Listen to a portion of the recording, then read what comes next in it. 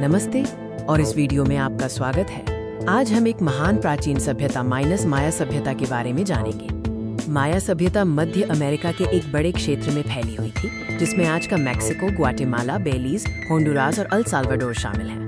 ये अपनी उन्नत संस्कृति और वास्तुकला के लिए प्रसिद्ध है। माया सभ्यता का इतिहास लगभग 2000 ईसा पूर्व से 1500 ईस्वी तक फैला हुआ है, जिसे मुख्य रूप से 3 कालों में बांटा गया है। पूर्व शास्त्रीय काल लगभग 2000 ईसा पूर्व 250 ईस्वी के दौरान माया लोगों ने कृषि और छोटे गांव बनाना शुरू कर दिया। इस समय उनकी धार्मिक और सामाजिक संरचना का विकास हुआ। शास्त्रीय काल लगभग 250 ईस्वी 900 ईस्वी माया सभ्यता का स्वर्ण युग माना जाता है। इसी दौरान उन्होंने टिकल, पालेंके और कोपन जैसे भव्य शहर बनाए।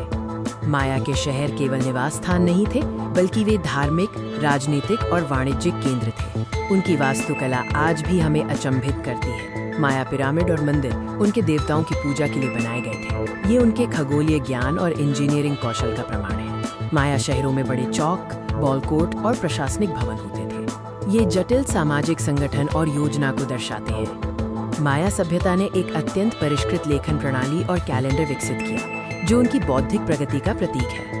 उन्होंने ग्लिफ नामक एक जटिल चित्रलिपि का उपयोग किया। इन ग्लिफों को शिलालेखों, कोडेक्स और सिरेमिक पर पाया जा सकता है, जो उनके इतिहास और ज्ञान को रिकॉर्ड करते हैं।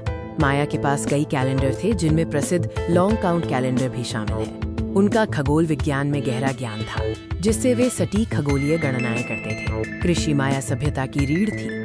उनकी अर्थव्यवस्था बड़े पैमाने पर खेती और व्यापार पर आधारित थी। उन्होंने स्लैश और बर्न जैसी नवीन कृषि तकनीकों का उपयोग किया।